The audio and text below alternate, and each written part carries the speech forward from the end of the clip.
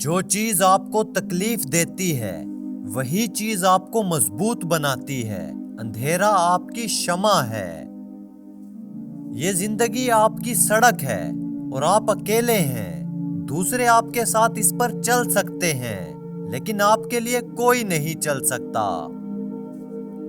آپ کی روح کے اندر ایک قوت حیات ہے۔ اے مسافر، اگر تم اس کی تلاش میں ہو تو باہر مت دیکھو، اسے اندر تلاش کرو۔ آپ رینگنے کے لیے پیدا نہیں ہوئے، خدا نے تمہیں پنکھ دیے ہیں، انہیں استعمال کرنا اور اڑنا سیکھیں۔ اس زندگی کے راستے پر اپنے دل کو اپنا رہبر بننے دیں، کیونکہ جسم ہچکچاہٹ اور خوف سے بھرا ہوا ہے۔ آپ جس الہام کی تلاش کرتے ہیں وہ آپ کے اندر پہلے سے موجود ہے۔ خاموش رہو اور سنو۔ میں نے اپنا منہ بند کیا اور آپ سے 100 خاموش طریقوں سے بات کی۔ جو درد آپ محسوس کرتے ہیں وہ پیغامات ہیں، انہیں غور سے سنو۔ ہو سکتا ہے کہ آپ شاخوں کے درمیان اس چیز کی تلاش کر رہے ہوں جو صرف جڑوں میں ظاہر ہوتا ہے۔ چھوٹا سوچنا بند کریں، آپ اپنے آپ میں ایک کائنات ہیں۔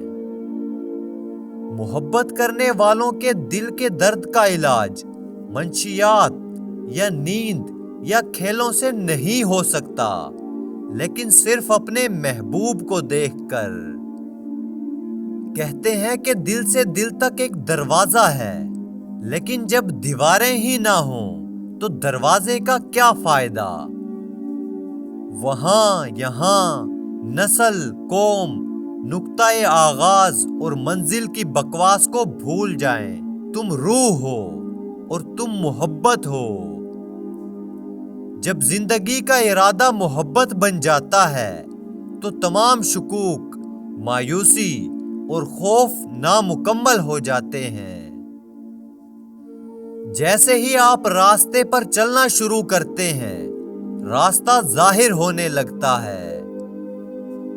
صبر کرو، تم جہاں اندھیرے میں بیٹھے ہو وہاں صبح آ رہی ہے۔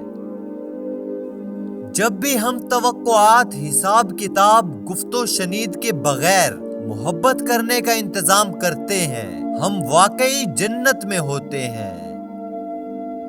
غصہ ایک تیز ہوا کی طرح ہے، یہ تھوڑی دیر بعد پرسکون ہو جاتا ہے لیکن بہت سی شاخیں توڑ جاتا ہے۔